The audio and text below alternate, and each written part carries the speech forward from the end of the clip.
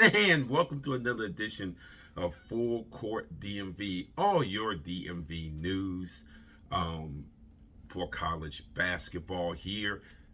Don't mind me if you kind of see me lean over like this for this episode. My cat Kyrie has decided that he wants to hang out, so we never know what our guy Kyrie is going to do. But as you can tell, the news of the week was Georgetown and Maryland as Georgetown goes to College Park with a 70-60 win. I can tell you with confidence that both Buzz Williams and Ed Cooley were not interested in answering questions about how this rivalry became infrequent. I think both coaches and even somewhat the players kind of want to move on from the game. I know it was very, very important to fans, but I'm telling you, Georgetown, you're seeing what Coach Cooley wanted with scheduling the games at Global Jam, two road games as his exhibition, and then obviously the one season opener. But what you got was a team in Georgetown that was a little further down the tracks when it came to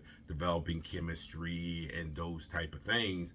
And Maryland is just they're more the beginning stages. Maryland was not really impressive. I mean, they were impressive in spots against Coppin State in their opener, but they didn't blow me. The tape didn't blow you away, and that's not a criticism of them. Again, it's you bring in as many new players as Maryland brought in with a new staff, and guys, some of the players that you brought in don't have copious amount of playing experience.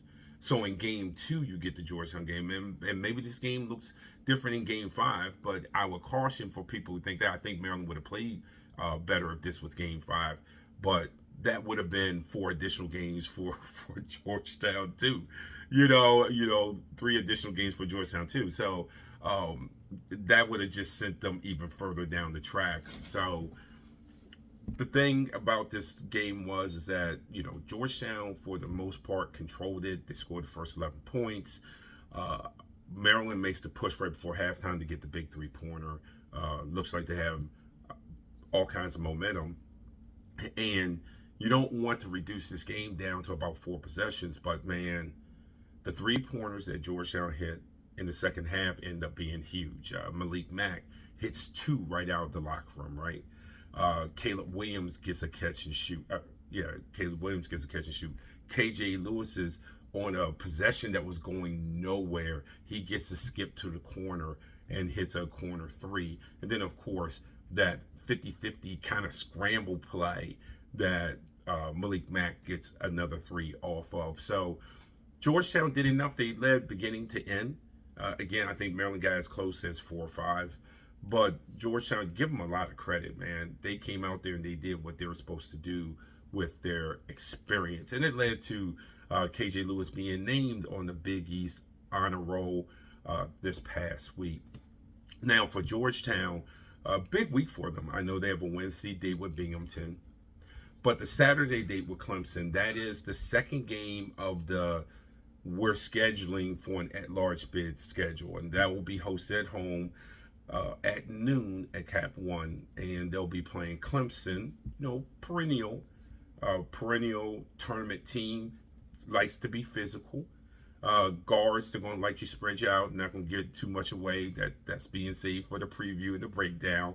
But it should be definitely a good game, and it's another important game for Georgetown to play. So we'll see what they do this weekend for Maryland. It's to continue to develop some sort of chemistry and continuity. I had spoken to Buzz earlier in the week. If you watched my question for Buzz and Media Avail before the Georgetown game, and one of the things I asked about is the balance of putting things in defensively that you're going to carry throughout the season, and then the game planning and the scout for Georgetown so early in the season where they are very action heavy. That's a hard thing to balance because you're still installing things in, guys are still getting it, and all of those type of things. And then you get in game two, you get a team from a power conference that is big and physical, that is heavy action oriented.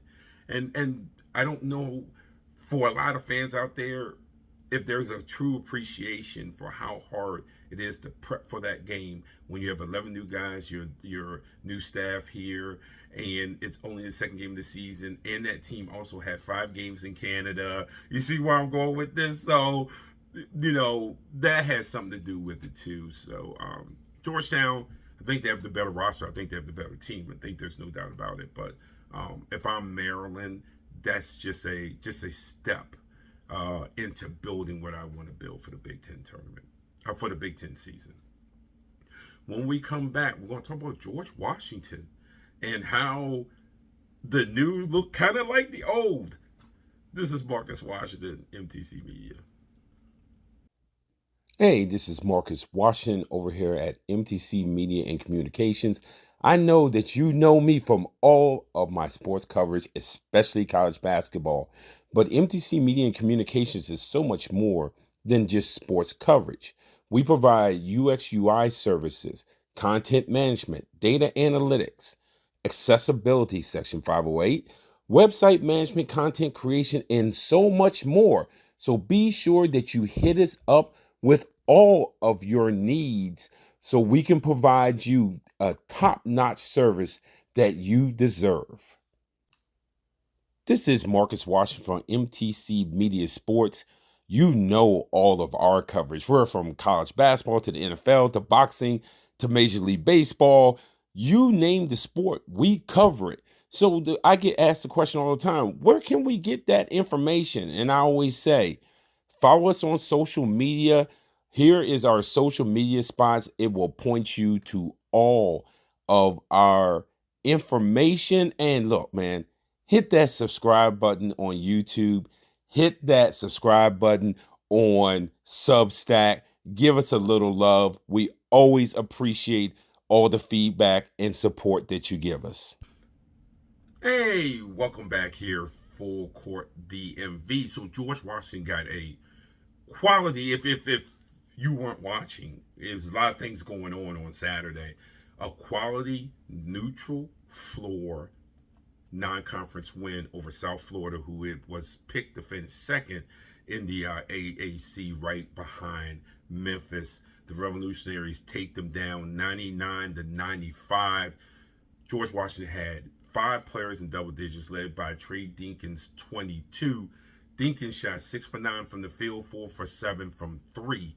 So very, very efficient day. But man, the pace of that, man, it made you think that we were back to the James Bishop days out there at Foggy Bottom. But South Florida really, really loves to push pace, and George Washington acquiesced.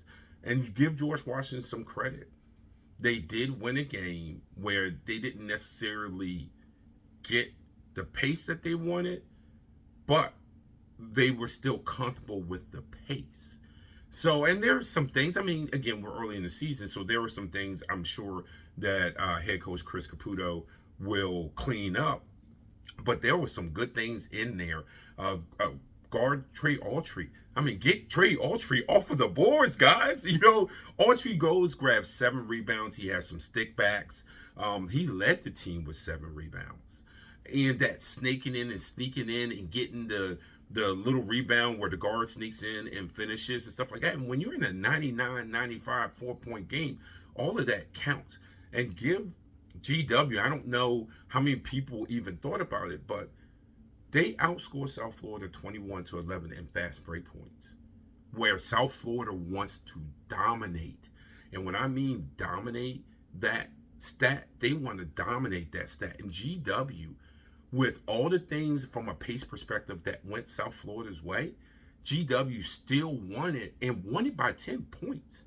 That was impressive. Now, the other story was the fouls.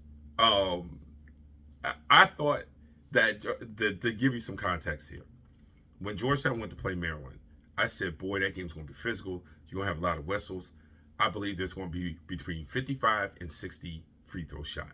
In that game, there was 68 free throw shot. With all the pace and up and down in George Washington and South Florida, brother, there was a combined 78 free throws shot, and I didn't see that coming. GW was 30 for 41 from the free throw line. South Florida was 27 of 37 from the free throw line. Rafael Castro and Aaron Gurin both fouled out for GW, and Boo Boo Benjamin and Luke Hunger both had 4. And by the way, give Luke Hunger and give George Washington's staff a lot of credit for this. They wanted depth inside. They bring in Luke Hunger from Northwestern. And you might say, well, Marcus, what is the big deal? You look at his stats, don't look flashy or anything like that. His 17 minutes, while Castro was in foul trouble and eventually fouls out and all this sort of that, those 17 minutes are huge. And it was a productive 17 minutes. Now, is it, Nikola Jokic 17 minutes? No. But those are winning 17 minutes there. That's winning 17 minutes. Give him a lot of credit. Give the coaching staff a lot of credit when it came to roster building for this. So that's how you win these games. Sometimes it's not the things that jump out at you and flash out at you. It's the things that was done, during the summer, during the portal season. That's what'll win you the game. I felt like that's what won GW this game. The way that they built the roster, and you have this game, and GW's trying to be physical. They're trying to play defense. Putting all jokes aside, if you look at it outside of that first season or two with Coach Caputo, GW defensively have gotten better every year. This wasn't going to be Paul Westhead's 7 seconds or less. Even though at times with Bishop when Caputo first got here, it might have looked that way, but this team and this program is now more in the eyes of Caputo and more of what he wanted to do when he took this job.